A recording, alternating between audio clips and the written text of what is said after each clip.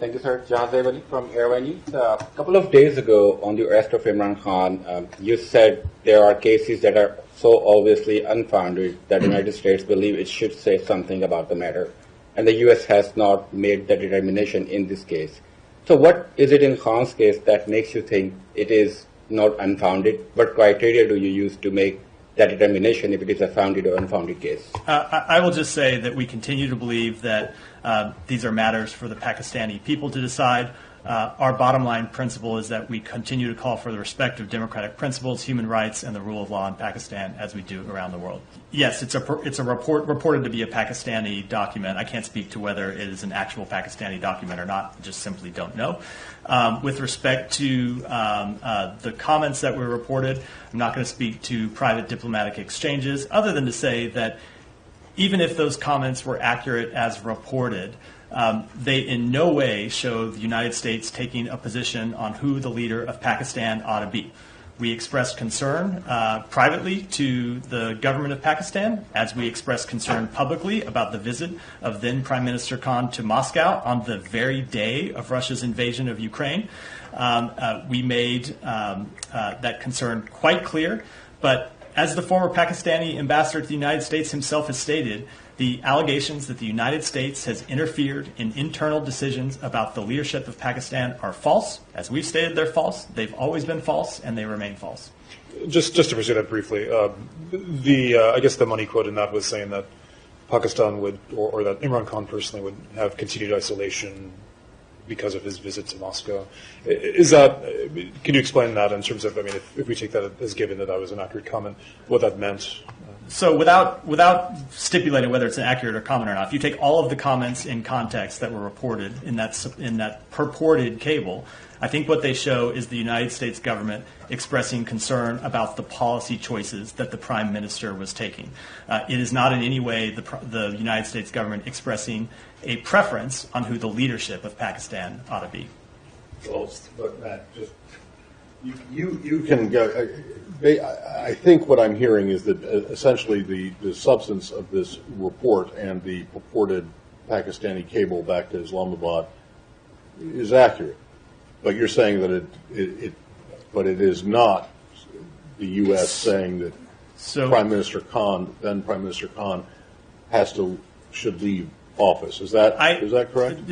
Close-ish. I cannot speak to the veracity. Close-ish. Then I'll explain what I mean. I'll explain what I mean by close-ish. That's a diplomatic term. Exactly. I'll explain what I mean by that, which is I cannot speak to the veracity of this document. Okay. What I can let me just finish. What I can say, even if those comments were all 100% accurate as reported, which I do not know them to be, they do not in any way show a representative of the State Department taking a position on who the leadership. They're commenting on. The Pakistani ambassador Masood Khan called on the U.S. to engage more closely with Pakistan as it continues to grapple with a host of threats, including last week's suicide bombing that killed at least 63 people.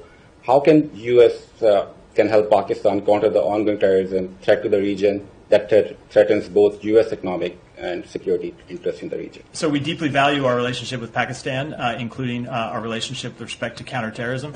We have supported Pakistan through a number of pieces of assistance to help with counterterrorism, with other law enforcement activities, and we'll continue to do so. So one last question, if you allow me. What is the U.S. role in tamping down terrorism in the region after 20 years of war in Afghanistan? I'll just say, as I said, we continue to support Pakistan's counterterrorism operations. Go ahead. Say next. Thank you so much. We have seen ups and downs in U.S.-Pakistan relation in recent past. What kind of confidence-building measures are being taken to avoid mistrust between these two countries? My second question is, there is upcoming elections in Pakistan. We already spoke a few days ago. Will U.S. sending independent observer to monitor the general elections in Pakistan? I'm not aware if a decision's been made with respect to sending observers. With respect to your first question, we will continue to engage directly with the Pakistani government, as we do at a number of different levels, and we will continue to engage in people-to-people contacts with Pakistan, who we consider a close partner. April 2022, Pakistan's Prime Minister Imran Khan was removed in a no-confidence vote that was widely understood to have been organized by the country's military. At the time, Khan accused the United States of pushing for his removal, saying that a secret government cable revealed details about a meeting held in early March 2022 between State Department official Donald Lu and the Pakistani ambassador to the United States. The State Department at the time denied that claim and has been asked about it repeatedly since. Khan and his supporters have insisted it's true, and the U.S. government's denials have only gotten more aggressive since. In July, Principal Deputy Assistant Secretary of State Elizabeth Horst, who handles Pakistan, used the opportunity of a speech in Houston, which has a heavy Pakistani-American population, to address the charge, calling it, quote, propaganda, misinformation, and disinformation, unquote. The State Department has since simply mocked the allegation. I know we both are sick of the same thing, but it's just both of our job is such that, So today the former foreign minister of Pakistan, while speaking to media after a month of detention and back and forth, he also came out and he said the cipher was reality. The U.S. officials was giving a démarche. So now you have a former prime minister, the military chiefs were sitting. So is the responsibility going on President Biden wanting to change the regime in Pakistan or the secretary? I mean, somebody has to take at least. I feel like I need to bring just a sign that I can hold up in response to this question to say that allegation is not true. I don't know how many times I can say it. I will say, as I've said before, that the United States does not have a position on one political candidate or party versus another in Pakistan or in any other country. After Imran Khan appeared on Counterpoints in early June, an interview that also ran on the Intercept podcast Deconstructed, which I host, a source from the Pakistani military reached out and ultimately provided us with a copy of the document, which, along with my colleague Murtaza Hussain, we have verified as authentic. The full text is published at The Intercept, but because Pakistan is under an extreme amount of censorship under the current regime, and The Intercept may be blocked there by the time you watch this, I want to read it here in full. The document was prepared by Pakistan Ambassador Asad Majid Khan. It reads, I had a luncheon meeting today with Assistant Secretary of State for South and Central Asia, Donald Lu. He was accompanied by Deputy Assistant Secretary of State Les Biggery. DCM, DA, and Counselor Qasim joined me. At the outset, Don referred to Pakistan's position on the Ukraine crisis and said that, quote, people here and in Europe are quite concerned about why Pakistan is taking such an aggressively neutral position on Ukraine. If such a position is even possible, it does not seem such a neutral stand to us, unquote. He shared that in his discussions with the NSC, quote, it seems quite clear that this is the prime minister's policy, unquote. He continued that he was of the view that this was, quote, tied to the current political dramas in Islamabad that he, the prime minister, needs and is trying to show a public face, unquote. I replied that this was not a correct reading of the situation, as Pakistan's position on Ukraine was a result of intense interagency consultations. Pakistan had never resorted to conducting diplomacy in the public sphere. The prime minister's remarks during a political rally were in reaction to the public letter by European ambassadors in Islamabad, which was against diplomatic etiquette and protocol. Any political leader, whether in Pakistan or the US, would be constrained to give a public reply in such a situation. I asked Don if the reason for a strong US reaction was Pakistan's abstention in the voting in the UN General Assembly. He categorically replied in the negative and said that it was due to the prime minister's visit to Moscow. I think if the no confidence vote against the prime minister succeeds, all will be forgiven in Washington because the Russia visit is being looked at as a decision by the prime minister. Otherwise, I think it will be tough going ahead, unquote. He paused and then said, quote, I cannot tell how this will be seen by Europe, but I suspect their reaction will be similar, unquote. He then said that, quote, honestly, I think isolation of the prime minister will become very strong from Europe and the United States, unquote. Don further commented that it seemed that the prime minister's visit to Moscow was planned during the Beijing Olympics, and there was an attempt by the prime minister to meet Putin, which was not successful, and then this idea was hatched that he would go to Moscow. I told Don that this was a completely misinformed and wrong perception. The visit to Moscow had been in the works for at least a few years and was the result of a deliberative institutional process. I stressed that when the prime minister was flying to Moscow, Russian invasion of Ukraine had not started, and there was still hope for a peaceful resolution. I also point out that leaders of European countries were also traveling to Moscow around the same time. Don interjected that, quote, those visits were specifically for seeking resolution of the Ukraine standoff, while the prime minister's visit was was for bilateral economic reasons. I drew his attention to the fact that the prime minister clearly regretted the situation while being in Moscow and had hoped for diplomacy to work. The prime minister's visit, I stressed, was purely in the bilateral context and should not be seen either as a condemnation or endorsement of Russia's action against Ukraine. I said that our position is dictated by our desire to keep the channels of communication with all sides open. Our subsequent statements at the UN and by our spokesperson spelled that out completely, while reaffirming our commitment to the principle of the UN Charter, non-use of or threat of use of force, sovereignty and territorial integrity of states, and pacific settlement of disputes. I also told Don that Pakistan was worried of how the Ukraine crisis would play out in the context of Afghanistan. We had paid a very high price due to the long-term impact of this conflict. Our priority was to have peace and stability in Afghanistan, for which it was imperative to have cooperation and coordination with all major powers, including Russia. From this perspective as well, keeping the channels of communication open was essential. This factor was also dictating our position on the Ukraine crisis. On my reference to the upcoming extended Troika meeting in Beijing, Don replied that there were still ongoing discussions in Washington on whether the U.S. should attend the extended Troika meeting or the upcoming Antalya meeting on Afghanistan with Russian representatives in attendance, as the U.S. focus right now was to discuss only Ukraine with Russia. I replied that this was exactly what we were afraid of. We did not want the Ukraine crisis to divert focus away from Afghanistan. Don did not comment. I told Don that just like him, I would also convey our perspective in a forthright manner. I said that over the past 1 year, we had been consistently sensing reluctance on the part of U.S. leadership to engage with our leadership.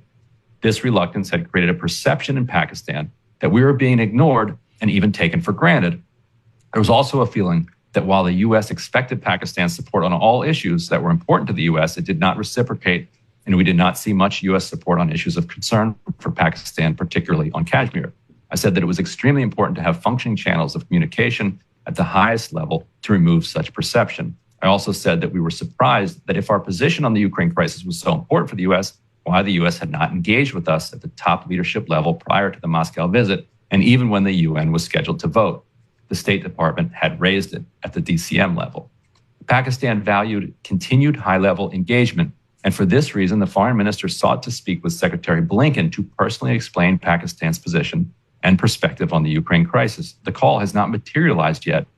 Don replied that the thinking in Washington was that given the current political turmoil in Pakistan, this was not the right time for such engagement, and it could wait till the political situation in Pakistan settled down.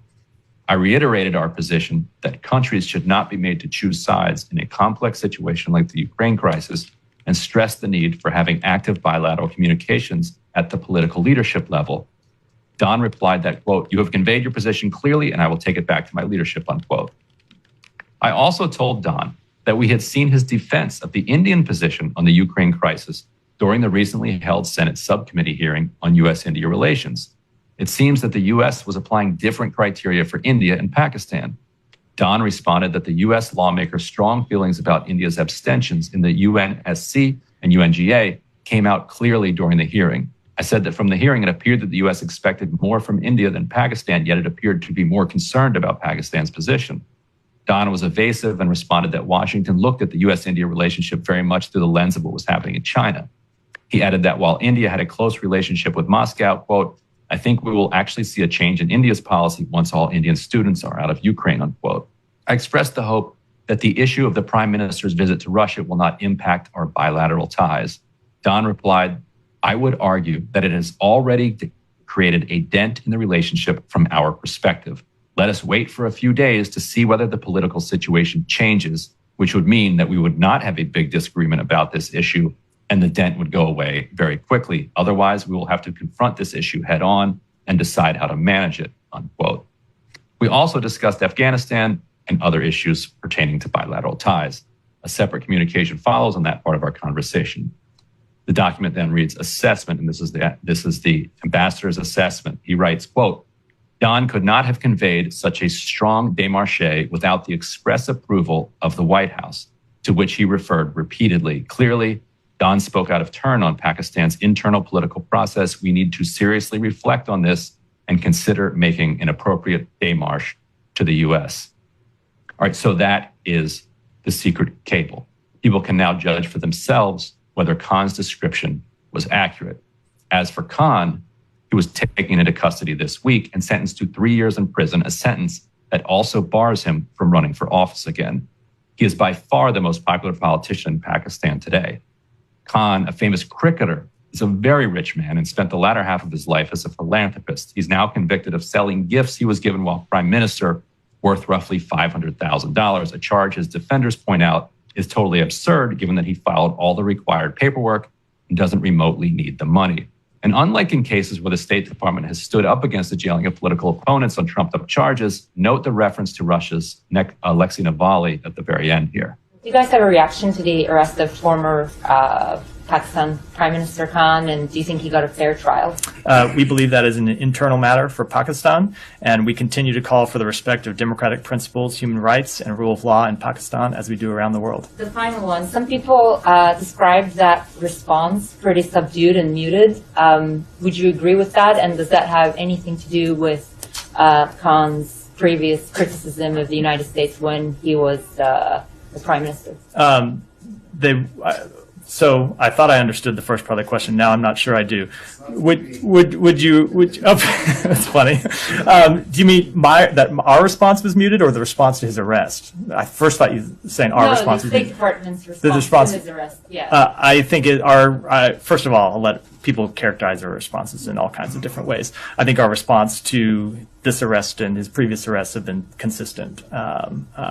At all times, and declaring it an internal matter for Pakistan. And nothing to do with his past criticism of the U.S. So that's why you got the laugh from the back of the room while you were on vacation. I got this question a number of times. We do not believe it's related. No. Can I just ask if it's related to this? Can I just Yeah. So if Imran Khan's arrest and prosecution is an internal matter for Pakistan that you won't comment on, how is that different than the Navalny case? There are times when we believe that prosecutions are completely unfounded. So you think there's some foundation to Imran Khan's arrest? I would say there are times that we. I know,